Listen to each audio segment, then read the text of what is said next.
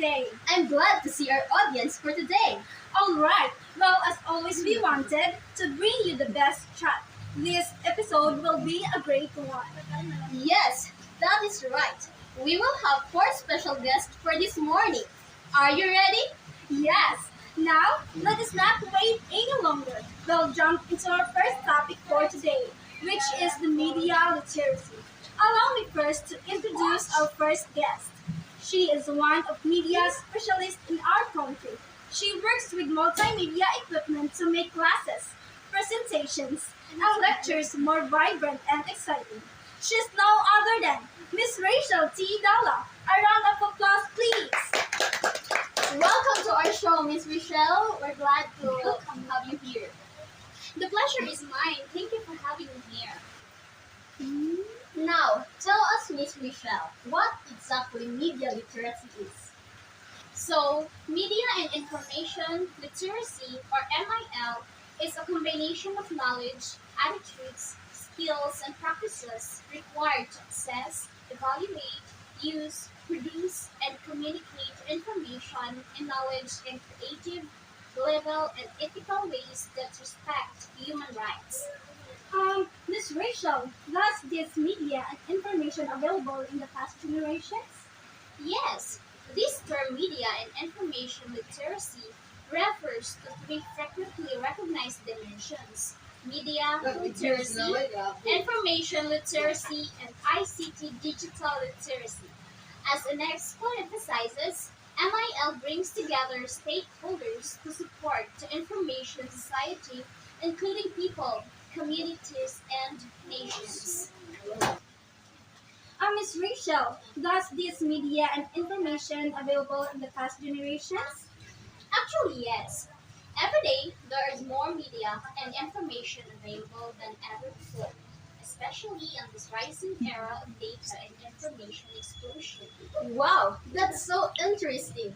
By the way, Miss Michelle, is there any dimensions of media and information literacy?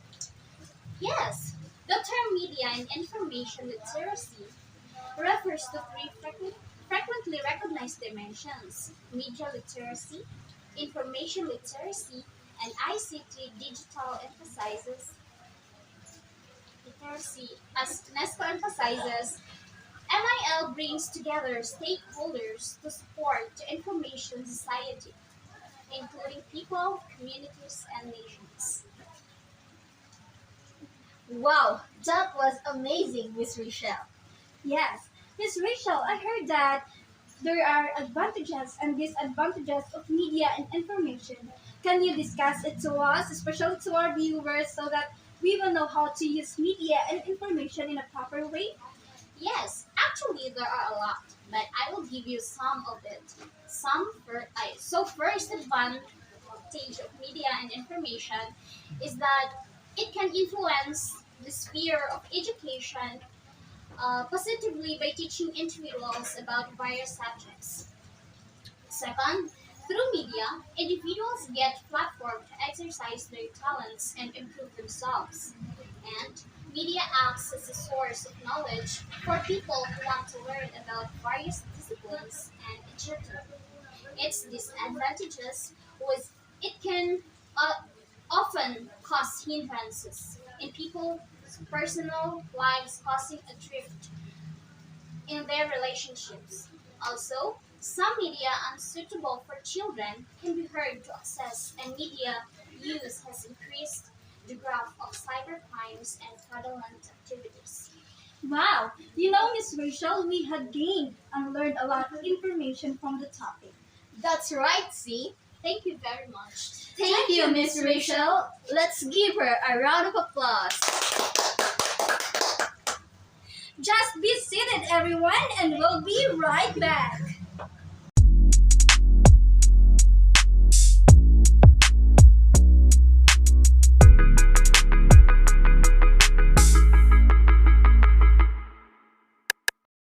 Welcome back to Blind C Talk Show. Earlier, we just heard the voice of Miss Rachel, and we gained a lot of important information all about the media and information literacy. Now, are you ready for another guest? and that will discuss us the financial literacy. Yes, see, we're so ready. So, she is a well-known CEO of a well-known company and and a successful businesswoman, and she is Miss Faith Aliaga. A big round of applause, please. Hi, Miss Faith. It's nice having you here in our show. Thank you for having me here. It's my pleasure to meet you both. Our pleasure to Miss Faith. So, Miss Faith, what is financial literacy? Financial literacy is the ability to understand and effectively use various financial skills, including personal financial management, budgeting, and investing. The meaning of financial literacy is the foundation of your relationship with money, and it is a lifelong journey. Miss Faith, what are steps to become a financial literate individual? So, the step to become a financially literate individual is financial planning or goal setting and valuing, budgeting, spending and investing, saving and banking, and avoiding financial scams. Wow. So, Miss Faith, what are some examples of financial goals? Some examples of financial goals are making budget and live by it. Saving an emergency fund should be a top priority. Saving money for college and continuous education and starting a business. Wow, it's so informative, Miss Faith. By the way, can you give us some tips to be a financially stable? Yes, so some tips to create financial stability are set financial goals. Create a budget, pay yourself first, grow your emergency fund, invest early and often, eliminate debt, and track your credit score. Wow. Thank you, Miss Faith. We've really learned a lot this morning. Welcome. Just hold on and we'll be right back.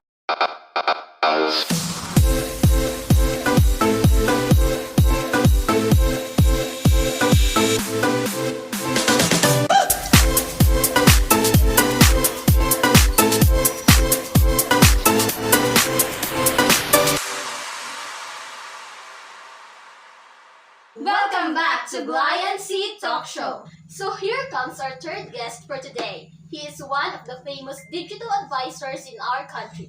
Ladies and gentlemen, please help me welcome Mr. Jordan Dinaldo. A round of applause, please. Good day, Mr. Jordan. We are very curious about what do digital advisors do. Good day, Miss Gly and C. It's my pleasure for having me here as one of your guests. Digital advisors help organizations put in innovation into practice with delivering stakeholders value through the best use of Microsoft's platform and ecosystem. We are responsible in developing the use of digital technologies and helps the future generation to become a cyber and digital literate.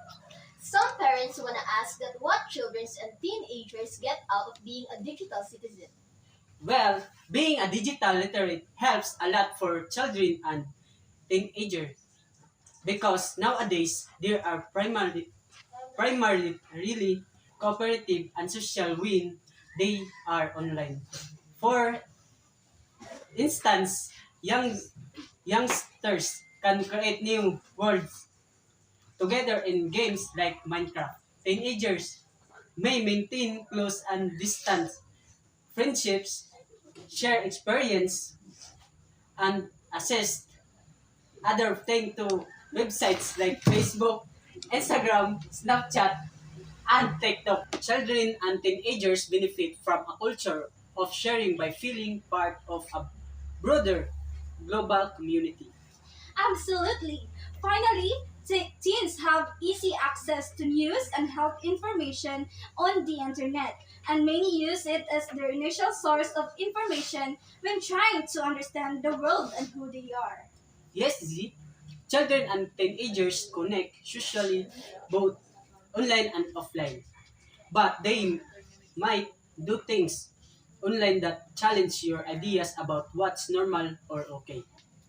This is often about discovery and self expression, which are important for your child's development. However, we must be responsible online because there are also some disadvantages of digit nowadays, such as cyberbullying, cybercrimes, and computer threats. So we must always remember to be respectful and expect respect to protect your reputation, protect your privacy.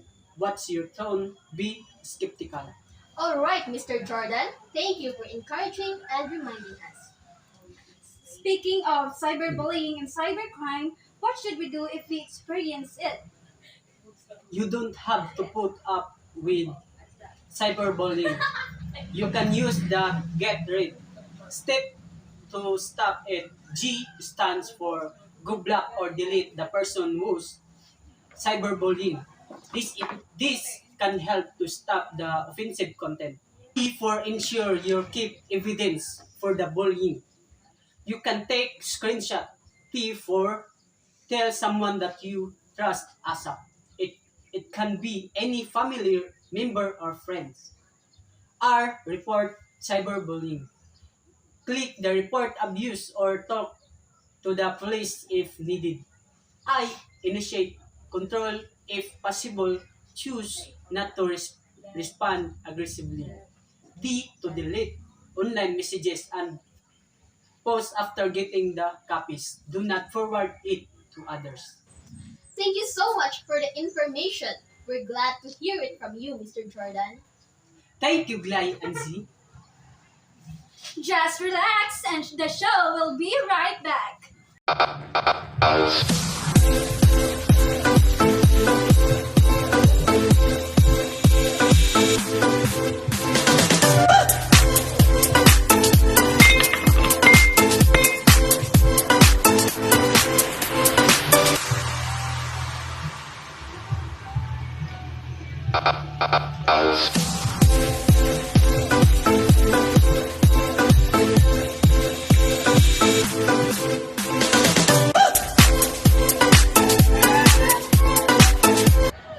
Coca-Cola is a carbonated sweetened soft drink and is the world's best-selling drink. A popular nickname for Coca-Cola is Coke.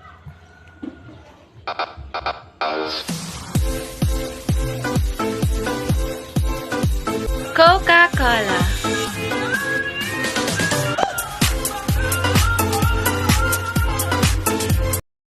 Welcome back to Gly and C Show. Our next guest will explain to us about eco-literacy and sustainable development. She is a well-known eco-specialist in our country and a successful engineer. You are right, Glay. So let us welcome Miss Karen Angel Kuda. Ma'am, good morning. Good morning. Thank you for your warm welcome.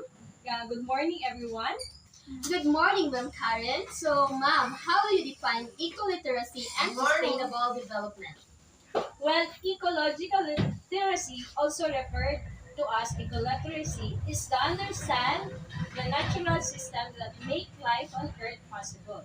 So, to be ecoliterate means you have to understand the principles of organization of ecological communities and use these principles for creating sustainable human communities. We heard about this EL, Ma'am Karen. What is this? Yes. EL is a logical part of education for sustainable development. EL focuses on the numerous interactions of diverse elements in the environment. According to Capra and Wall, the EL's guiding principles offer a framework that is pertinent to community, sustainability, and health, with the goal of ensuring that human activities and technological advancement do not undermine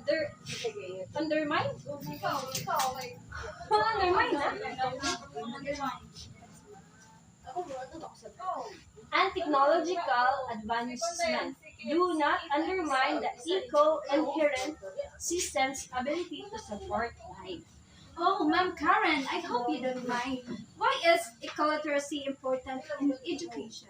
It is important because teaching younger children about nature can foster an interest in all sciences. Meanwhile, nature can also teach adults the importance of conversation and the environment.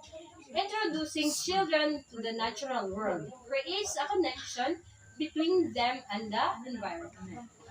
Wow, what are the environmental principles that we need to know so that we will be aware? There are 7 principles. First, the need is that nature knows best. Second is that all forms of life are equally important. The third is everything is connected to everything else. And the fourth is everything changes. Fifth is everything must go somewhere. Six is is a finite earth. And the last one is the nature is beautiful and we are stewards of God's creation. Thank you, Ma'am Karen, for your time and presence this morning. We have learned a lot from you. Thank you so much. This morning is such a full of knowledge and learnings. Thank you for all our guests this morning. We learned a lot from you. That's right, Glide. And that ends The Gly and Seed Talk Show for today. Thank you and goodbye, everyone. Bye.